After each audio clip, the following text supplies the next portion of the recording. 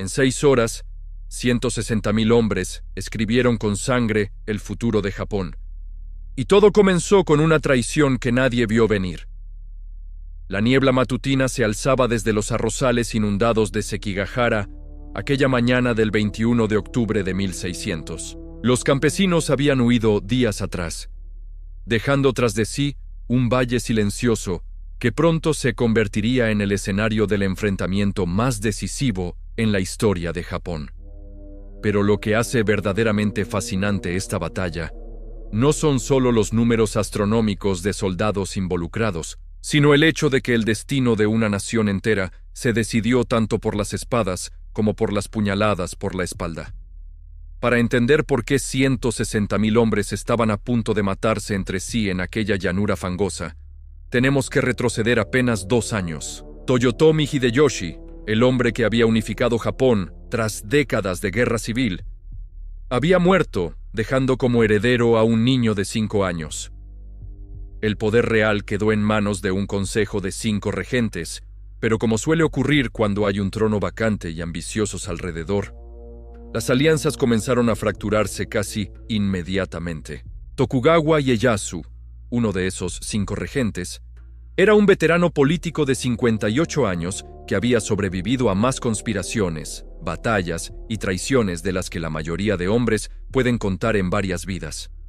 Estudios recientes sugieren que Ieyasu había estado planeando su movimiento hacia el poder supremo desde mucho antes de la muerte de Hideyoshi, acumulando aliados, favores y, sobre todo, rencores hacia aquellos que se interponían en su camino. Del otro lado estaba Ishida Mitsunari, un hombre de 40 años que había sido uno de los administradores más cercanos a Hideyoshi. Mitsunari representaba todo lo que Ieyasu despreciaba. Un burócrata sin experiencia militar real que había ganado influencia a través de papeles y reuniones en lugar de campos de batalla. La antipatía era mutua. Mitsunari veía a Ieyasu como un traidor que escupía sobre el legado de su señor muerto, mientras Ieyasu consideraba a Mitsunari un obstáculo irritante en su camino hacia el poder absoluto. Lo que convierte a Sekigahara en algo único no es solo que fuera una batalla masiva, sino que fue una guerra civil disfrazada de batalla campal. Cada uno de los ejércitos estaba compuesto por clanes que tenían sus propias motivaciones, sus propios planes secretos y sus propias razones para estar allí. Algunos luchaban por lealtad genuina, otros por supervivencia, y muchos más estaban simplemente esperando a ver qué bando ganaba para unirse al vencedor. La madrugada del 21 de octubre, las fuerzas de Ieyasu se posicionaron en el lado este de la llanura.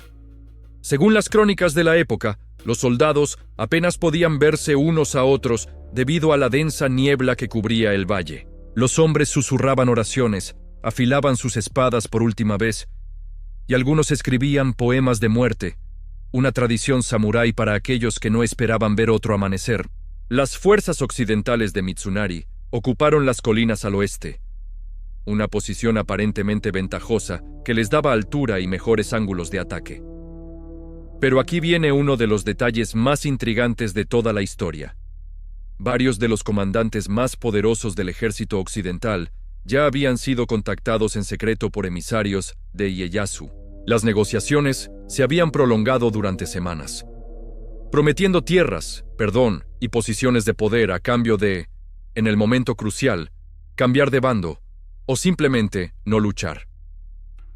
Kobayakawa Hideaki controlaba un contingente de 15.000 hombres posicionados en el monte Matsuo, con una vista perfecta de todo el campo de batalla. Según interpretaciones históricas modernas, Hideaki había estado jugando a 2 bandas desde el principio, prometiendo lealtad a Mitsunari mientras mantenía comunicaciones secretas con el bando oriental. Su plan era simple: esperar a ver quién ganaba ventaja y luego atacar al bando perdedor para asegurar su lugar junto al vencedor. Cuando las primeras luces del amanecer comenzaron a filtrar la niebla, algo extraordinario sucedió. En lugar del silencio tenso previo a la batalla, el aire se llenó de gritos de guerra, tambores y el sonido metálico de miles de armaduras en movimiento. Los Ashigaru, soldados de infantería armados con lanzas, avanzaron primero, creando un muro de puntas de acero que se extendía por toda la llanura. Las primeras 2 horas de combate fueron brutales, pero equilibradas. Los registros de la época describen el suelo convirtiéndose en un lodazal rojo, donde los hombres resbalaban tanto por el barro como por la sangre de sus camaradas caídos. Las formaciones se rompían y se reformaban constantemente, mientras los comandantes gritaban órdenes que se perdían en el caos del combate. Pero entonces comenzó lo que los historiadores llaman la cascada de traiciones. Aproximadamente a las 9 de la mañana, cuando ninguno de los 2 bandos había conseguido una ventaja decisiva, Kobayakawa Hideaki dio la señal que había estado esperando.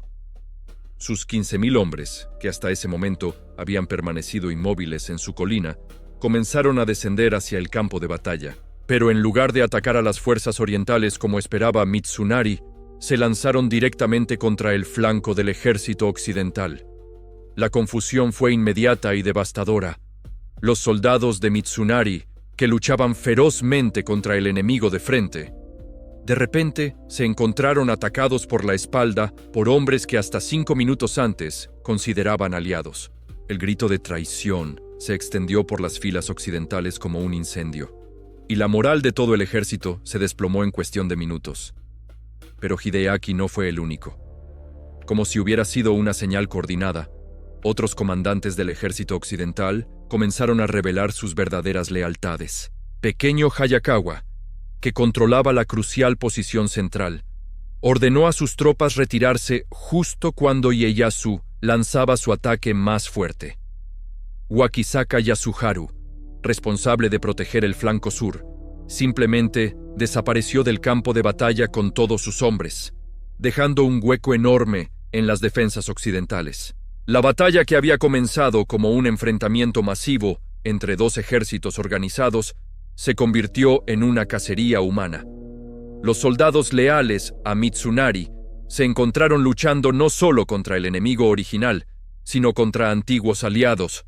La confusión, el pánico y la horrible comprensión de que habían sido vendidos antes, incluso de que comenzara la lucha. Mitsunari, desde su posición de comando, veía cómo su ejército se desintegraba ante sus ojos.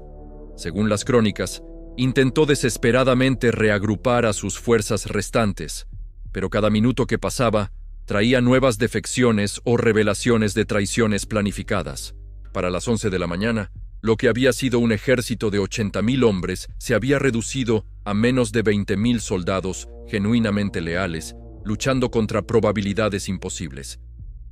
La teoría más aceptada entre los historiadores actuales es que Ieyasu había estado orquestando estas traiciones durante meses, utilizando una red de espías, sobornos y chantajes tan compleja que Mitsunari nunca tuvo una oportunidad real de victoria. Cada comandante importante del ejército occidental había sido contactado, evaluado y, en muchos casos, comprado mucho antes de que los ejércitos se encontraran en Sekigahara. Al mediodía, la batalla estaba efectivamente terminada, pero las consecuencias apenas comenzaban a desarrollarse.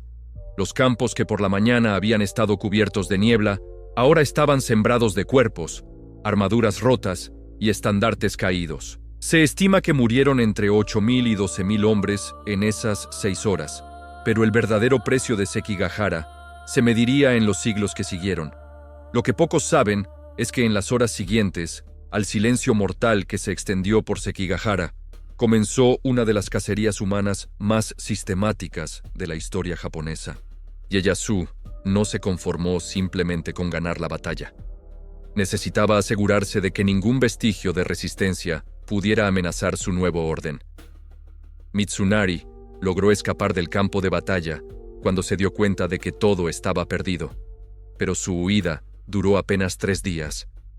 Los campesinos locales, esperando ganar el favor del nuevo señor, lo entregaron a las fuerzas de Ieyasu a cambio de unas pocas monedas de oro. Cuando lo capturaron, Mitsunari llevaba puesta la ropa de un campesino común, había cortado su topete samurái y tenía las manos llenas de ampollas por trabajar en los campos, tratando de pasar desapercibido. Su ejecución se programó para el 21 de noviembre, exactamente un mes después de la batalla. Pero lo que hace fascinante este momento no es la muerte en sí, sino lo que sucedió justo antes. Según testimonios de la época, cuando le ofrecieron té antes de su ejecución, Mitsunari lo rechazó diciendo que las bebidas calientes eran malas para la salud. Los verdugos se burlaron, recordándole que iba a morir en cuestión de minutos. Su respuesta se convirtió en legendaria. Un samurái debe cuidar su vida hasta el último segundo, porque nunca se sabe qué oportunidades pueden presentarse. Mientras tanto, Ieyasu estaba ocupado redibujando completamente el mapa político de Japón. Las redistribuciones de tierras que siguieron a Sekigahara fueron tan masivas que algunos historiadores las comparan con los cambios territoriales posteriores a las grandes guerras mundiales. 87 señores feudales perdieron completamente sus dominios, no por haber luchado activamente contra Ieyasu, sino simplemente por no haber demostrado suficiente entusiasmo por su causa. El caso más llamativo fue el de la familia Uesugi, que controlaba uno de los dominios más ricos del norte de Japón. Uesugi Kagekatsu técnicamente había permanecido neutral durante la batalla, pero Ieyasu argumentó que su neutralidad era en sí misma una forma de traición.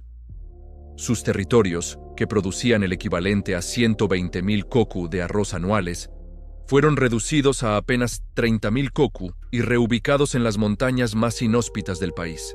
Pero los verdaderos ganadores de Sekigahara no fueron necesariamente aquellos que lucharon más valientemente por Ieyasu, sino los que habían sido más astutos en sus traiciones.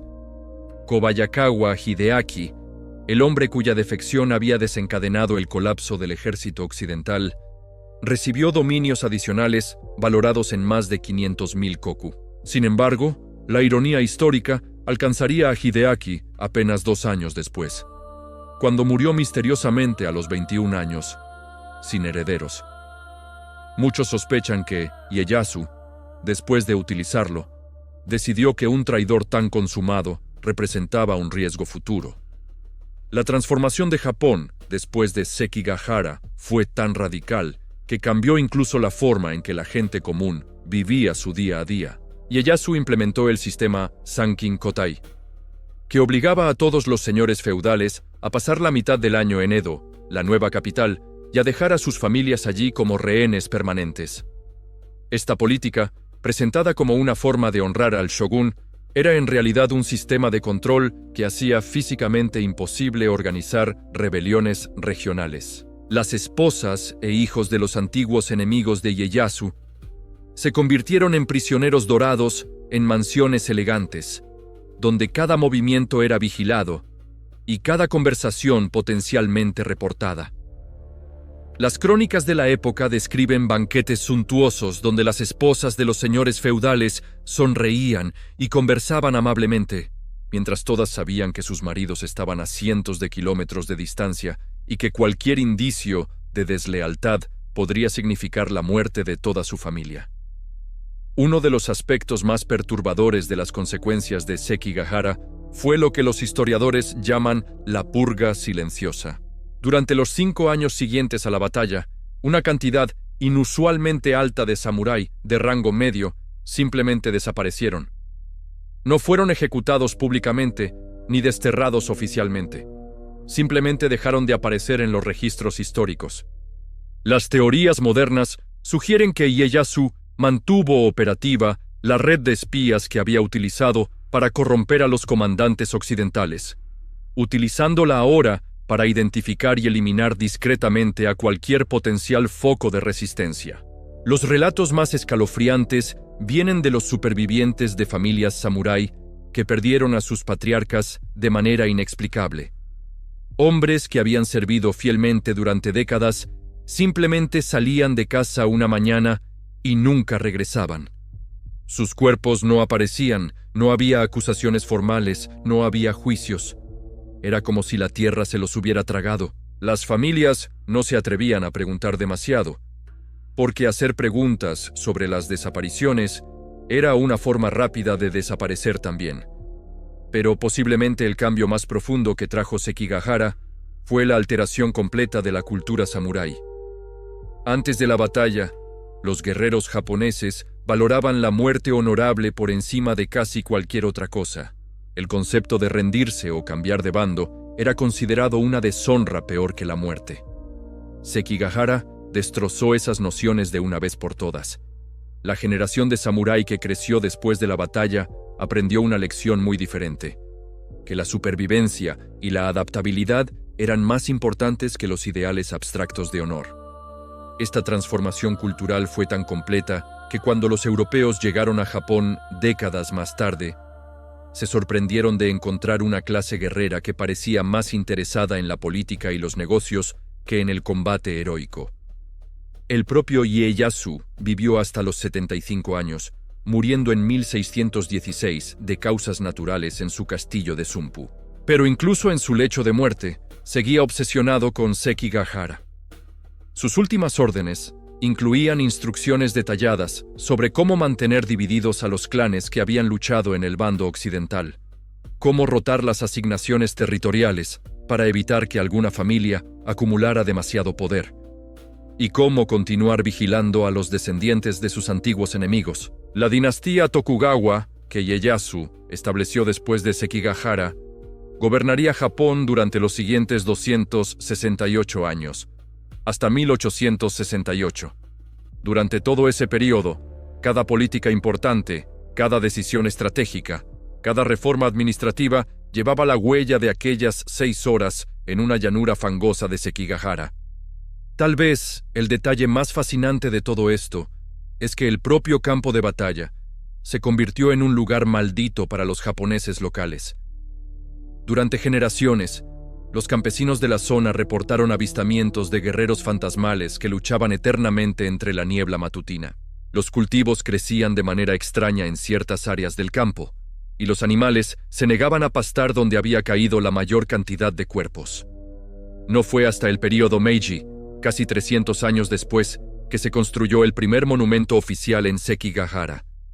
Para entonces, la batalla había adquirido un estatus casi mítico en la conciencia japonesa. El momento en que el destino de una nación entera cambió no por la valentía o la estrategia militar, sino por la capacidad de un hombre de convertir a los enemigos en aliados mediante una mezcla tóxica de sobornos, amenazas y promesas que nunca tuvo intención de cumplir. Hoy en día, Sekigahara es una ciudad pequeña y tranquila donde los turistas pueden visitar museos y monumentos dedicados a la batalla. Pero los guías locales todavía cuentan historias de mañanas brumosas cuando el viento lleva ecos de gritos de guerra que terminaron hace más de 400 años, recordando que algunas traiciones son tan profundas que dejan cicatrices en la propia tierra donde ocurrieron. Pero lo que realmente nos debe fascinar de Sekigahara no es solo la batalla en sí, sino lo que ocurrió después. Porque si creías que las traiciones habían terminado con el último grito de guerra, te equivocas completamente. Una semana después de la batalla, mientras los cuervos aún se alimentaban de los cadáveres desperdigados por la llanura, comenzaron a llegar cartas misteriosas a las casas de algunos de los comandantes que habían traicionado a Mitsunari. No eran felicitaciones de Ieyasu, como esperaban. Eran amenazas de muerte, firmadas por los leales de Sekigahara. El mensaje era siempre el mismo: un traidor nunca duerme tranquilo. Resulta que algunos de los samuráis supervivientes del bando occidental habían formado una sociedad secreta dedicada exclusivamente a vengarse de aquellos que habían vendido a sus compañeros. Durante los siguientes 10 años, 17 de los comandantes que habían cambiado de bando murieron en circunstancias extrañas. Algunos envenenados en sus propios banquetes, otros encontrados con la garganta cortada en sus habitaciones cerradas por dentro, y varios más simplemente desaparecieron durante viajes rutinarios. Lo más inquietante es que estas muertes siguieron un patrón muy específico. Cada víctima recibía, exactamente una semana antes de morir, un pequeño sobre con tierra ensangrentada del campo de batalla de Sekigahara. Los investigadores de la época nunca pudieron determinar cómo conseguían esa tierra, considerando que el área había sido declarada zona prohibida por orden directa de Ieyasu. Pero la venganza no se limitó solo a los traidores de alto rango. existía una lista, aparentemente interminable, con los nombres de todos aquellos que habían participado en la red de espionaje y sobornos que había hecho posible la victoria de Ieyasu. Comerciantes que habían pasado información, monjes que habían servido de mensajeros, incluso prostitutas que habían seducido a oficiales enemigos para extraer secretos militares. La paranoia se extendió tanto que Ieyasu tuvo que crear un cuerpo especial de guardaespaldas, no para protegerse de nuevos enemigos, sino de aquellos que habían sido sus aliados. La ironía era deliciosa. El hombre que había ganado el poder a través de la traición ahora vivía aterrorizado de que sus propios colaboradores pudieran traicionarlo a él. Durante este periodo surgió una figura casi legendaria, conocida como el cazador de traidores. Los pocos testimonios que han sobrevivido lo describen como un samurái de mediana edad, terriblemente cicatrizado, que había perdido a toda su familia en Sekigahara. Este hombre, cuyo nombre real nunca se conoció, se convirtió en una especie de justiciero fantasma que aparecía en los lugares más inesperados. La historia más escalofriante sobre él data de 1603, cuando apareció en medio de una ceremonia del té en Kioto. El anfitrión era Matsudaira Tadamune, uno de los comandantes que había recibido grandes recompensas por su traición en Sekigahara. En plena ceremonia, con más de 20 invitados presentes, un hombre enmascarado irrumpió en la sala y depositó sobre la mesa una cabeza cortada. Era la cabeza de Yamamoto Kansuke, el espía más importante de la red de Ieyasu, que había sido responsable de coordinar las traiciones de al menos 6 comandantes diferentes. El enmascarado habló una sola frase antes de desaparecer por una ventana. Los muertos de Sekigahara no olvidan. Matsudaira murió esa misma noche, aparentemente de un infarto, aunque muchos sospecharon que había sido envenenado. Lo verdaderamente perturbador de estos acontecimientos es que parecían seguir un ritual muy específico. Las investigaciones modernas han revelado que cada asesinato se cometía utilizando réplicas exactas de las armas que las víctimas habían usado en Sekigahara. Si un traidor había luchado con katana, moría por katana. Si había usado lanza, moría atravesado por una lanza. Era como si los propios instrumentos de guerra hubieran cobrado vida para exigir justicia. Pero aquí viene el detalle más asombroso de toda esta historia de venganzas. En 1608, 8 años después de la batalla, apareció un documento en el templo Kenninji de Kioto que cambió completamente la percepción de lo que había ocurrido en Sekigahara. Era una confesión firmada por el propio Kobayakawa Hideaki, escrita supuestamente poco antes de su muerte misteriosa. En esta confesión, Hideaki revelaba que él no había sido el único traidor planificado. Según su testimonio, Ieyasu había logrado infiltrar agentes dentro del círculo más íntimo de Mitsunari desde 2 años antes de la batalla. Uno de estos agentes era nada menos que Shima Sakon, el comandante militar más respetado del ejército occidental y el hombre en quien Mitsunari confiaba ciegamente. La confesión describía cómo Sakon había saboteado sutilmente las estrategias de batalla, proporcionando información falsa sobre las posiciones enemigas y retrasando deliberadamente el envío de refuerzos a los puntos críticos del combate. La traición había sido tan perfecta que incluso después de su muerte en batalla, Sakon fue honrado como un héroe leal que había muerto defendiendo a su señor. Si esta confesión es auténtica, significa que Mitsunari nunca tuvo la más mínima posibilidad de victoria. No solo sus enemigos habían sido comprados, sino que su propio estratega principal estaba trabajando activamente en su contra desde el primer momento. La batalla de Sekigahara no fue un enfrentamiento entre 2 ejércitos, sino una elaborada obra de teatro donde solo un bando conocía el guión. Pero la historia se vuelve aún más retorcida cuando consideramos el destino final de todos los protagonistas. Ieyasu murió en 1616, pero sus últimos años estuvieron marcados por una paranoia creciente. Había desarrollado la costumbre de cambiar de habitación cada noche y nunca comía nada que no hubiera sido probado previamente por al menos 3 personas diferentes. Sus diarios personales descubiertos en 1920. Revelan que hasta el final de su vida estuvo obsesionado con la idea de que alguien estaba planeando vengarse por Sekigahara. En una entrada de 1615 escribió: «Cada sombra parece ocultar una espada, cada sonrisa esconde una daga. He ganado un imperio, pero he perdido la paz para siempre». La dinastía Tokugawa estableció un sistema de espionaje tan sofisticado que cada ciudadano japonés era potencialmente un informante. Los vecinos espiaban a los vecinos, los sirvientes reportaban sobre sus señores, y hasta los niños eran entrenados para denunciar cualquier comentario sospechoso que escucharan en casa. Japón se había convertido en una nación donde la paranoia era una política de Estado. Durante los siguientes 200 años, el gobierno Tokugawa mantuvo listas secretas de todas las familias que habían tenido ancestros en el bando occidental de Sekigahara. Estas familias fueron sistemáticamente excluidas de posiciones importantes. Sus matrimonios fueron monitoreados y sus actividades económicas restringidas. Era como si la batalla hubiera creado una casta de ciudadanos de segunda clase cuyo único crimen había sido estar en el lado perdedor. El aspecto más inquietante de todo esto es que el sistema funcionó. Durante más de 2 siglos y medio, no hubo una sola rebelión exitosa contra el gobierno Tokugawa. El país, que había estado sumido en guerras civiles constantes durante 150 años, de repente se volvió completamente pacífico.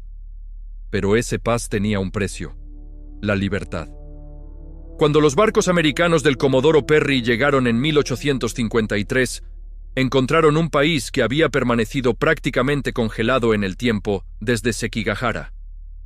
Las mismas familias ocupaban las mismas posiciones, las mismas restricciones seguían vigentes, y los descendientes de los traidores de 1600 seguían siendo recompensados, mientras que los descendientes de los leales seguían siendo castigados. La caída final del sistema Tokugawa en 1868 no llegó por una revolución interna, sino por la presión externa de las potencias occidentales.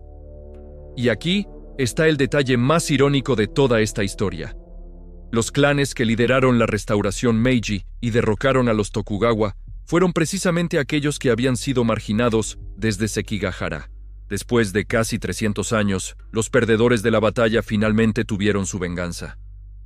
En los archivos del período Meiji existe un documento fascinante, una lista de todos los castigos y restricciones que fueron inmediatamente abolidos después de la caída de los Tokugawa.